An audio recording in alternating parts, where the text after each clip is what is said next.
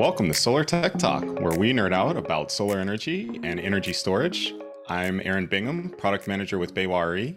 And I'm Tiernay Marsh, strategic account manager at BayWa RE. Tiernay, how you feeling? What's going on? Aaron, I'm on day 10 of COVID, and I have to say, I got that COVID brain fog. I didn't realize that this was as much of a thing. People keep telling me about it, and now I'm experiencing it firsthand. Yeah, I feel for you. I had COVID a few months ago, and I think we recorded a podcast at that time, and I was really struggling. You did great. You did great. But now I'm like really feeling the empathy for you from back then. So so I think I'm going to have to rely more heavily on you today because it's got me in a little bit of a brain funk. So I got your back. So I still want to pick your brain about the things that you've been interested in that have come up in the news recently. What's jumping out at you? What should we be talking about? Yeah, Tiernay. I saw a really interesting article. It was published by Utility Dive, and it was written by Robert Walton. Mm-hmm. The title was a conservative approach to Texas grid operations could cost customers $1.5 billion this year. And what I found really, really interesting about the article is that it described a scenario where in Texas, essentially energy demand is at an all-time high. And ERCOT's pricing model currently focuses on demand response to address this growing need. So they're basically adding different sources of power, making that available to consumers at a more expensive rate, mm-hmm. and then passing that added cost on to Texas consumers. And what we've seen over the course of 2022 is that these demand response charges have added somewhere between $210 and $385 million to Texas consumers' electricity bills in 2022 alone. Wow. Yeah, and we're not even done with the year, right? Mm-hmm. So these charges will only continue to grow, especially as demand for electricity increases in Texas, which, you know, is what everybody expects to happen as we see continued electrification of homes and continued electrification of vehicle fleets and higher EV ownership. We're just going to be using more power. And so right now, the way that the Texas grid is structured is so that that power is available to customers, but it's only available at an exorbitant cost that most customers probably can't keep up with. And I suspect that where this is going to lead is kind of a continuation of a conversation you and I have had a few times where utility rates are continuing to rise, mm-hmm. and solar energy equipment costs, while they're also increasing, they're not increasing at the same rate. And customers are, continuing to look at their increasing utility bills, wondering where that stops, and look at paying a set amount for power for the next 25 years. And they're making choices that usually involve some mix of solar energy in their home's electricity supply. I think that's really true. I think we're going to see a lot more, definitely a spike in demand for solar systems as people are starting to have to shoulder the burden of these costs. Yeah, absolutely. And it'll be interesting to see how the utilities develop new models to address scenarios where they're increasingly disincentivized from bringing on new sources of power, right? Because either fuel costs are unreliable or increasing, or they've got other long-term investment challenges like increasing interest rates that will drive down investment in new utility sources of power. And I think it'll shine the spotlight on rooftop solar and on other approaches to distributed generation that will allow our grid to be more flexible, to have more power generated at the site and used on demand. Yeah. And Aaron, I think you mentioned that there was another study that's of some microgrids that are going on in California. Maybe we can take a look and see how that kind of contrasts what California is doing versus what Texas is doing next.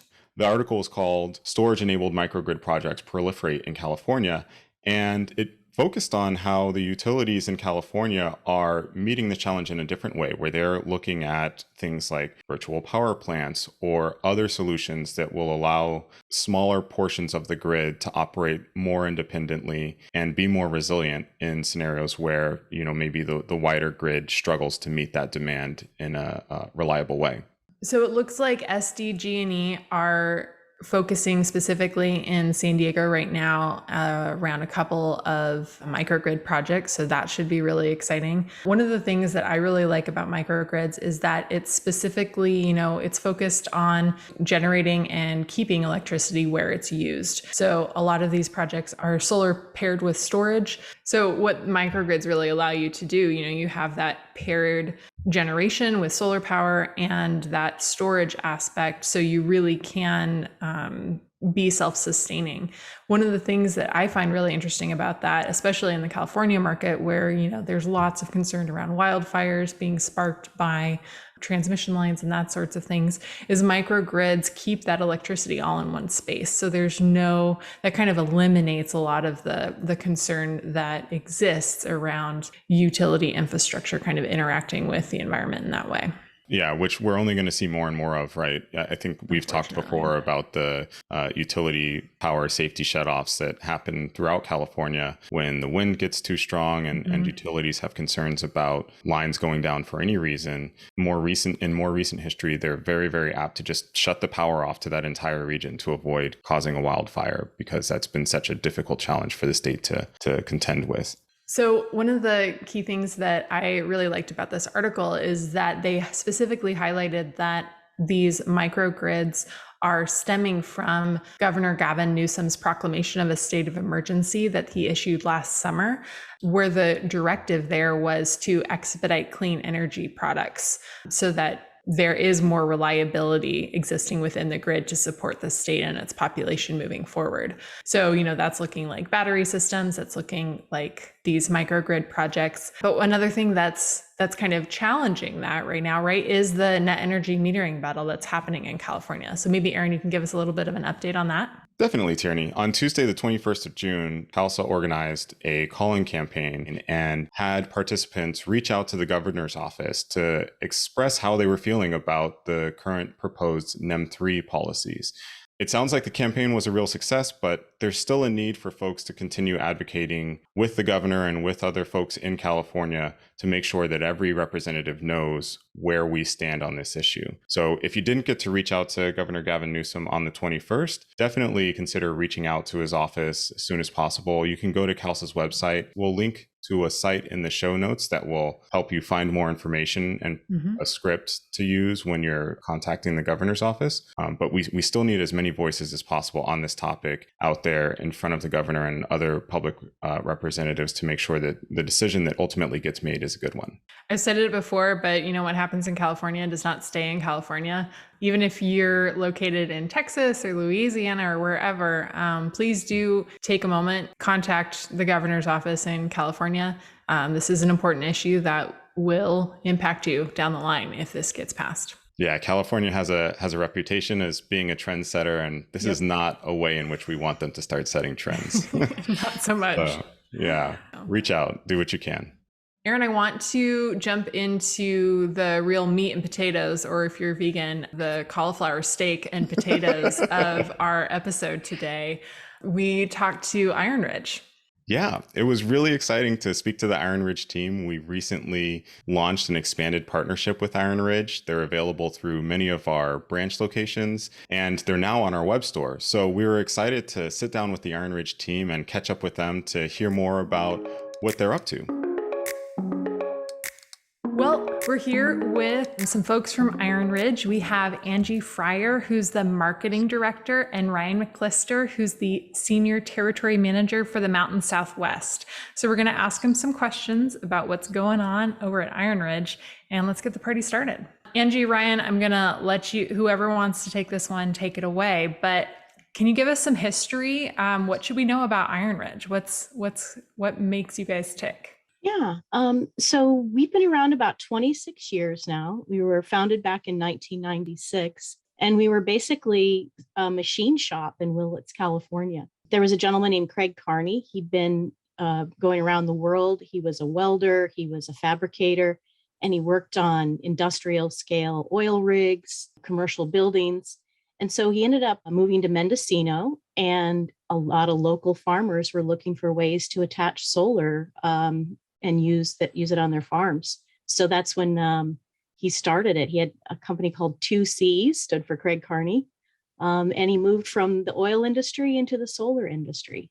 So that was kind of how we got our start. We were pretty scrappy. He was actually one of the first solar pioneers to lead the charge in working really closely with AHJs. So if you go back to the early 2000s, mounting and grounding arrays was all new to these jurisdictions. And so he was discovering early on that if he built relationships with them and trained them about how the system was supposed to work, that was going to really help make the industry flourish. He could remove one more barrier from that. And so one of the very first innovations he brought to the AHJs was the concept of integrated grounding. We all take it for granted now, but back then it was a new concept. Yeah, nearly all racking companies have it now. Yeah, I remember the days of having to lug each module and, if you didn't know that was going to be required, if you were doing your first install, which I've spoken with several installers who've learned the hard way, that could really be a painful process to go back and make sure you had in place so that you could pass the inspections and get the approvals needed to get PTO. That's right. A lot of what Craig did still exists in our company DNA decades later. Right now, our product performance team, they continue to reach out to the AHJs and communicate to them about what our updates are, and keep their eyes peeled for what's happening, in the area of solar code and other credentials or listings that could be obtained. That's so smart. That's something that a lot of our installers, everybody's kind of dealing with that. But by having a resource that's right at the ground level in terms of like knowing what the AHJs are doing and implementing that directly into the product line, that's really key to helping keep our installers' processes going smoothly. Yeah, and like Angie said, IronRidge tries to work with the AHJs. I mean, that's kind of was in our DNA from the beginning, and we still try and keep up with that. One good example of that is our high velocity ratings in Florida. We listen to the installers and the AHJs there, and in 2020 we were the first solar racking to get that approval for the 710 rating there in Florida, and then we followed up with that when they went to 716. We followed up with that and got the ratings approved for 716 as well. So we try to keep up with the industry, as we all know on this call. It moves very fast, and so it's a full-time job from our support team to keep up with that. As you know, or may or may not know, our motto is make solar stronger. And it's not only just in the product, but keeping up with the resources and the intangibles of the market, of just helping our install partners and our distributor partners with with resources. Like you said, I mean, we have a full landing page on our website just for the Florida certifications that our Florida installers and distributor partners can go to and pull those. So if an AHJ does have a question, they have it right there at their fingertips and aren't having to dig and all that. I mean, it's right there of again, a whole landing page just for that. So it's just one example of how we work with the AHJs and try to keep up with the industry as fast paced as it is moving. So it can be a struggle, but we try our best. It sounds like the IronRidge team places a very similar emphasis on best practice enablement through education of both, AHJ personnel and of installers. A couple of years ago, IronRidge, as well as a couple of other companies, were acquired by SDEC. Can you tell us a little bit about that acquisition and how it changed your team? Well, a few years ago, SDEC, they're one of the world's largest racking companies. They're based in the Netherlands. They were looking for strong US brands, and they purchased EcoFasten, and then soon after Quick Mount PV. And then right after, they purchased IronRidge. And because both IronRidge and Quick Mount sell through distribution, they joined us up, and both product lines are now supported under the IronRidge business unit. It's been great. They have a very similar approach, very focused on training, best practices. Their tagline was respect the roof. And so it was just a real easy partnership to integrate their people and their products into, the IronRidge structure. Yeah, you guys have done a wonderful job of folding them into the team. One of the first IronRidge products I remember running into was the XR Rail family. Can you tell me a bit about that? How did that product come about? Yeah, Angie, I'll take that one.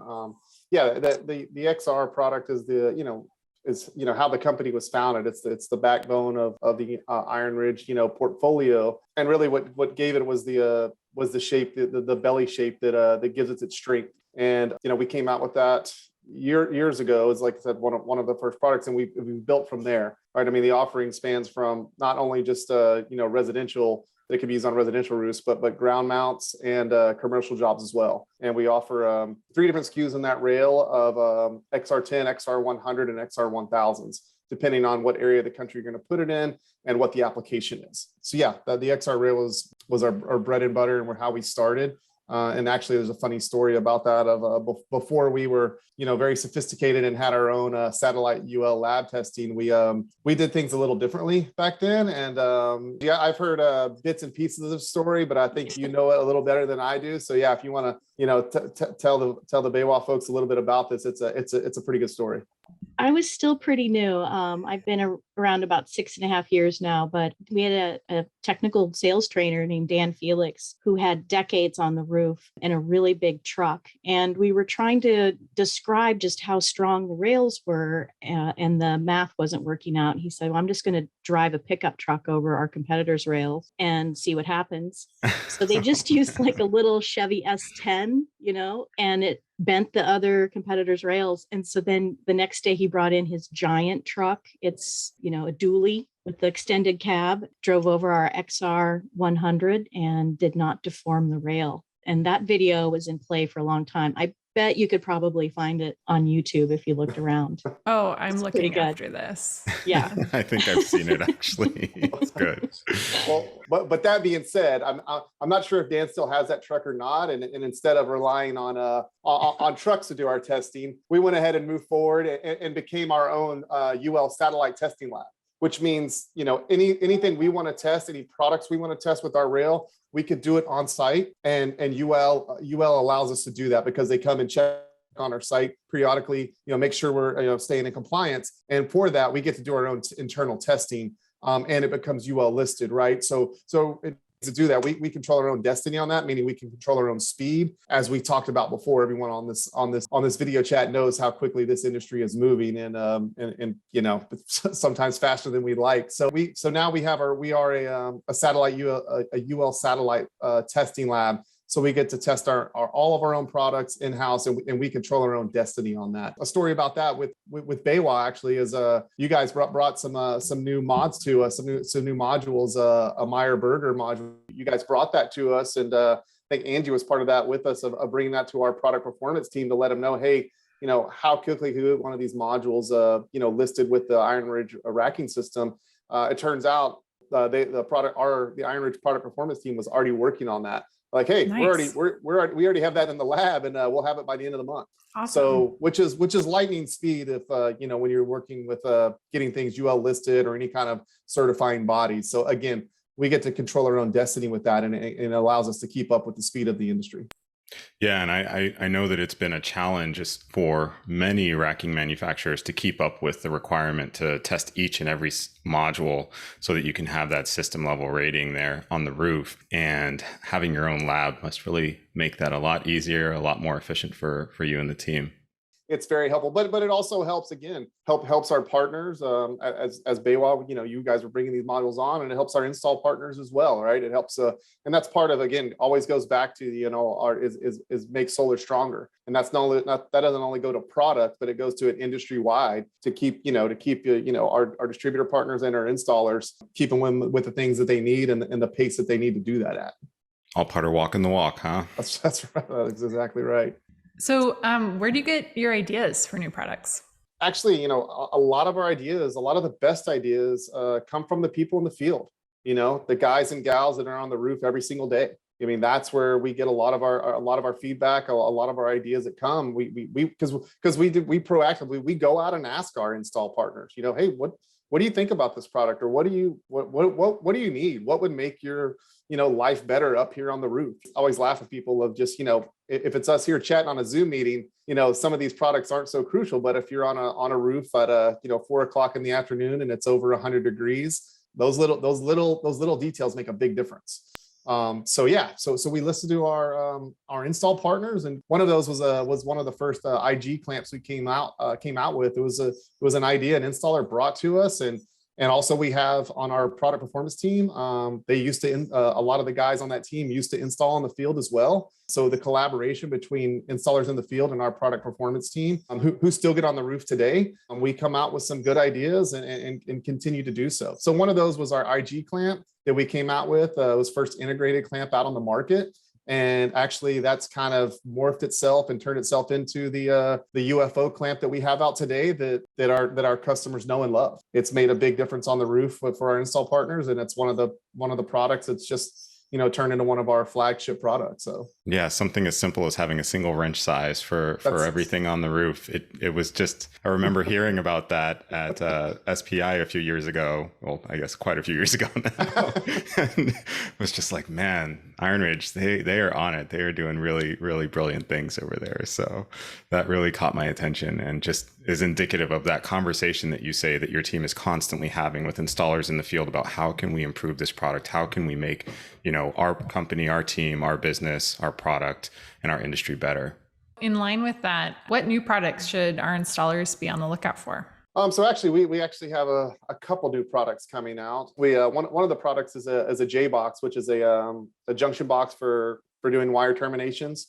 Or a transition box, and some people use those in combiner box as well. But we're coming out with that, and that's kind of close to my heart because before joining IronRidge a year ago, I came from a system company where we built J boxes and combiner boxes and transition boxes. So when I saw this product, I was very excited about it coming out, and of course the product development team did a great job on this product. It's our new J box product that we'll have two SKUs with. One's a rail-mounted product, a rail-mounted J-box, which would be great for the Phoenix area where they don't get into the roof, the attic spaces a whole lot for various reasons.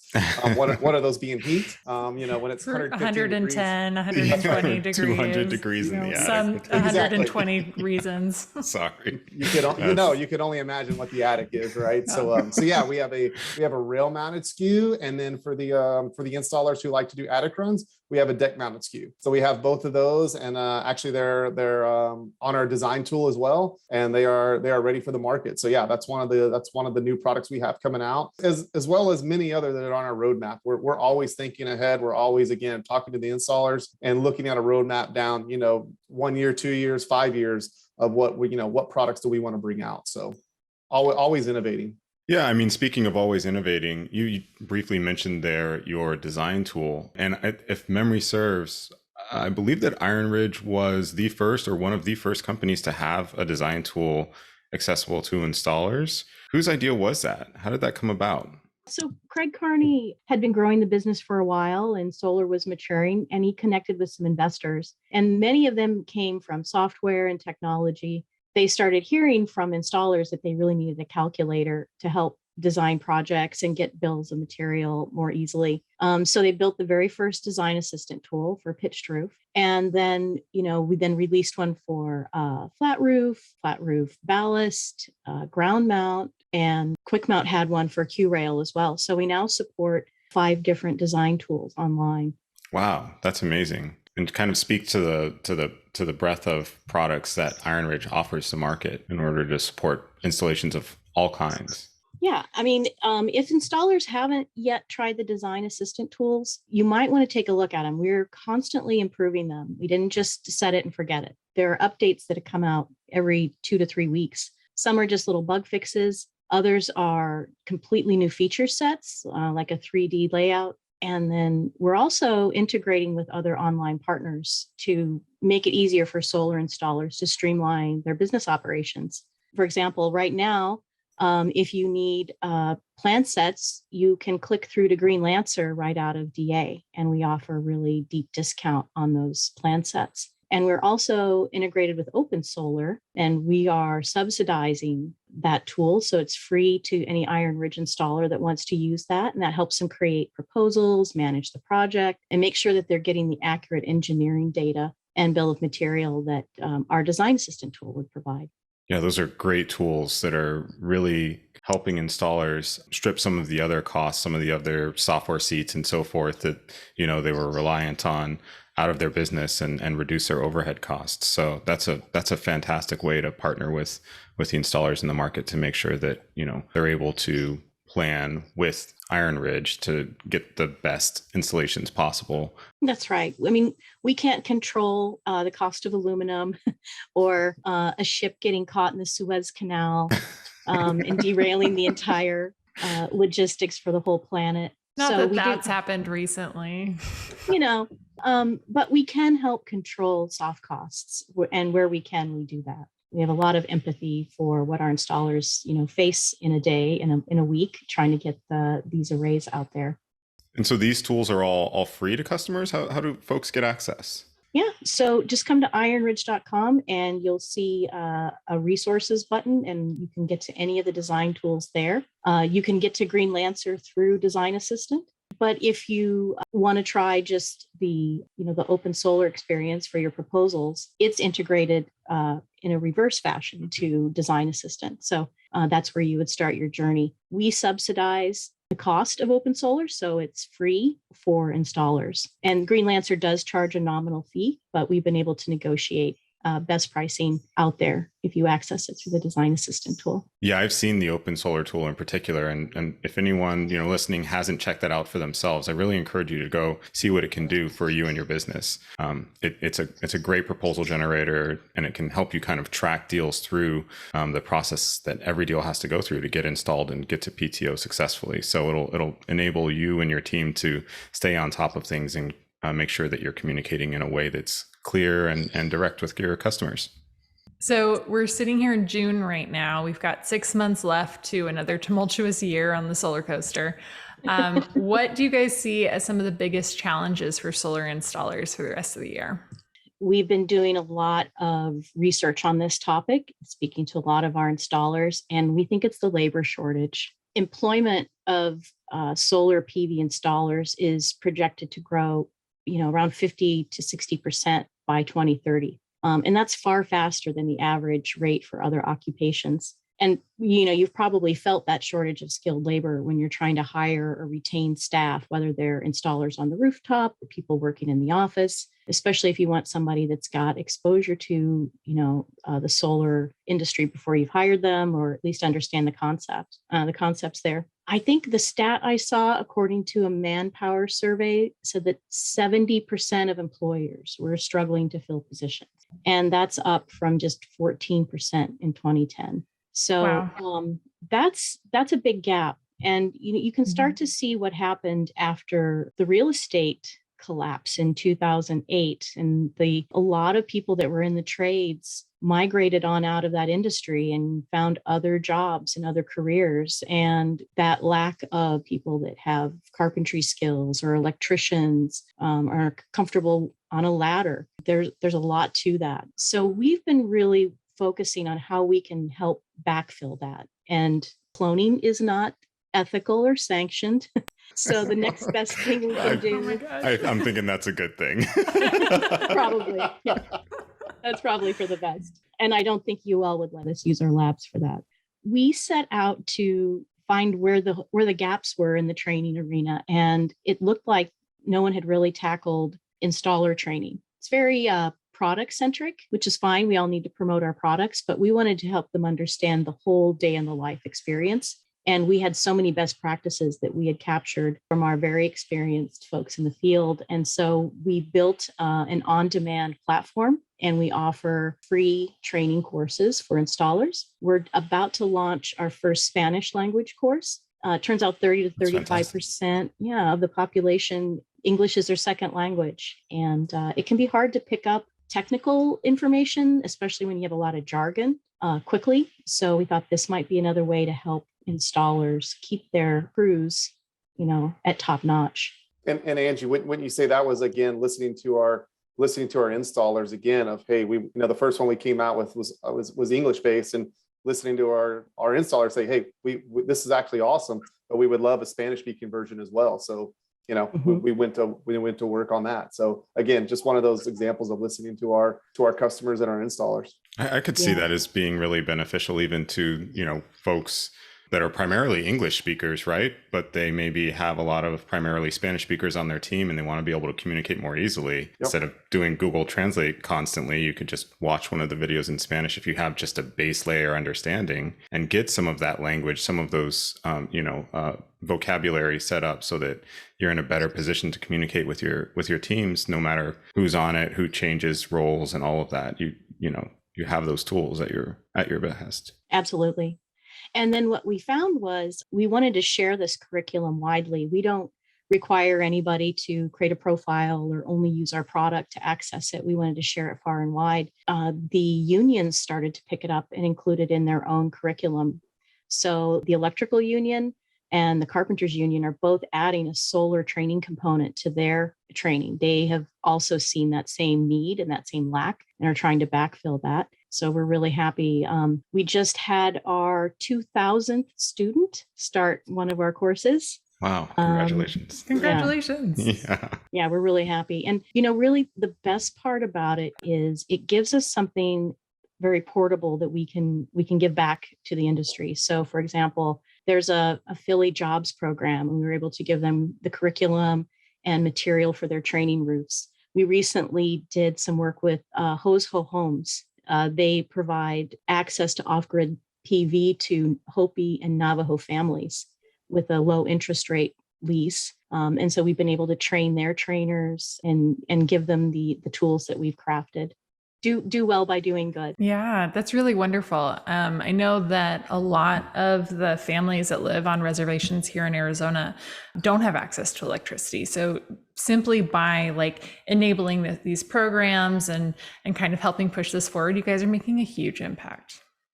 So we talked quite a bit about some of the residential products that IronRidge offers. And I know that was your bread and butter getting started as a company, but more recently, you guys have been making waves in the commercial sector as well. Can you tell us a little bit more about the products that you have on offer in that arena, and how are they differentiated from what else installers are likely already using out there? Yeah, sure. No. Yeah, you're exactly right, Aaron. Yeah, our commercial product has really been taking off this year in particular. And that being said, our XR platform is used on commercial products when it's a metal roof, things like that. Sure, but we wanted to have an offering, or a flat roof attached, things like that. But we wanted to have the offering of a ballasted system, since a lot of there's a lot of value in a ballasted system, right? So about 2 years ago, right around when COVID started, about 2020, we came out with the BX ballasted system. So that's a non-metallic ballasted tray. It's for flat roof applications. So it's all non-metallic material, so it won't rust or corrode, super lightweight, and really easy to install. One of our really value props there on that product is we don't have to use windscreens, and we can get away without having to do attachments a great deal of the time. Not all the time. I won't say all the time. If you're in California, if you're in some really high wind zones, you might have to do attachments, but at a great deal of the time, we are able to design our BX systems and get our installers away from having to use attachments. And that's what they really like, because once you start doing attachments, especially with these installers, a lot of times they have to contract a roofing company to come flash in the attachments and put those in. So now you're talking extra cost for each attachment, and then a possibility of it leaking down the road, maybe a year from now, maybe 15 years from now. So they want to get away from that risk of putting attachments on and making holes in the roof. So the BX system has met those needs and exceeded those needs, actually. So that product has been taking off very well. We have a team of engineers that work on nothing but doing plan sets for those. And we've actually partnered with a third-party engineering firm that does wet stamps for those. And we actually have a promo on that BX product for anything over 40 kW. We will do a wet stamp for free. Wow, that's great. Save $1,000, $1,500, right? I mean, there you go. And as you know, in this, especially in this climate, it all adds up, right? Yeah, so if you could absolutely save a little bit here, a little bit there, and again, especially if we could save them on the labor of not having to put the attachments in, it all adds up to a big value. And the labor savings of the time it takes to install. I mean, the install time from our competitors is significantly down with our BX product. So we're really excited about it, and we're excited about next year for it as well, because we just see growth in that to keep going. So yeah, we're excited about it. Yeah, I would expect so too. I mean, having that flexibility of using either the integrated ballast basket as a part of the design of the system, or being able to use something like the IronRidge flat roof attach solution that allows you to do a penetration without actually having to penetrate the roof, so to speak, right? Because it allows you to cover up that penetration with the same TPO material or whatever material is used on the roof, so that you can maintain all the warranties and not ever have to go back to that site to deal with the leak, because that's Nobody a wants nightmare. that. Yeah. Nobody wants that. Yeah. So no, we're really excited about our commercial offering, and what it offers to our installers and our distributor partners as well. We want to have, as many products for you to come come to us, that we can have, basically want to have solutions for as many problems as you have, or as many applications as you have. So that's our goal, is to keep improving and keep getting more, more and more products that fit more and more needs as the industry grows. So yeah, that's an exciting feature we have in our product line. Yeah, and it's great in terms of shipping as well, right? Because it packs down so small. Exactly right. They stack up kind of like a red Solo cup, right? And we actually even have some design features in our mold to make it where they won't hold together like a Solo cup does, right? If you try and pull those together, sometimes they all stick together. We've actually designed things in our mold and in our product just to keep that from happening. So once again, and that was feedback we got from our installers, like, hey, we don't like it that, maybe your competitors, you try to get 1 and 5 stick together. So it's little things like that. Again, kind of that hassle free, right? That doesn't do anything on the roof. It doesn't make it stronger on the roof, but it makes it less of a headache for our, installer crews. Again, when it's 100 degrees out on the roof, and when it's, and shoot, on those commercial roofs could be more than that. So yeah, it goes down to those little things, right? It's not always about, how the product functions on the roof. Sometimes it's, what can we do to help our installers make their day easier? There's little things like that we put in there just to, help. I'm actually thinking of those cold days, right? When you have to take your gloves off to get a good enough grip to pull them apart. Those are the days that I would hate. So that too. So yeah, everything we want the job site to go smooth, right? We keep that in mind we want their day to go good, and we don't want to be the cause of their day not going good. So we try everything we can to eliminate those hassles. If I could just say one thing to our IronRidge installers, we are just so appreciative of their insights, their willingness to share back feedback. A week does not go by that I don't get an email with, photos of an install, a thank you from them, ideas that they would love us to consider. It's just a really generous community, and a lot of very optimistic and hardworking people that are committed to making the world a better place. And I'm just so grateful I get to work with people like that in my career.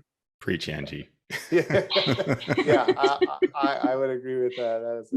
Well, Ryan, Angie, that's about all the time we have, but it's been so fantastic catching up with you both and letting you share a little bit more with us about IronRidge's history and your current products. I've really loved learning about what's coming up. So I'm excited to see some of those products hit the market, and look forward to having you back to talk about those as soon as they're available. Oh, thank you. Thank you so much for having us. Oh, thank you so much. We definitely want to do this again sometime. So appreciate it. Yes. Man, it's so nice to catch up with Ryan and Angie. I have to say, I was really struck by IronRidge's commitment to, going back to the installers and getting feedback and listening to what they have to say. I feel like that's something that we have a really strong parallel with, right? We're constantly, connecting with our installers, making sure that we're understanding what they need from us. And I think it's so smart. That's really how we, as an organization, as an industry, drive it forward, is by listening to the people who are using the products and then iterating on that. And I think that IronRidge has really taken that to heart. It's really exciting. Yeah, it really is. They've been so fantastic to work with, and I'm really looking forward to doing some great things with them as we get out there and start offering their systems to all of our customers. Yep. Well, that's it for our show. Aaron, thanks so much for nerding out with me for the past little bit. And team, we will chat with you again next month. Yeah, fun as always, Tiernay. I hope you're feeling better next time. I look forward to talking to you soon. Fingers crossed. Yeah. All right. Thanks, everybody. Bye. Bye.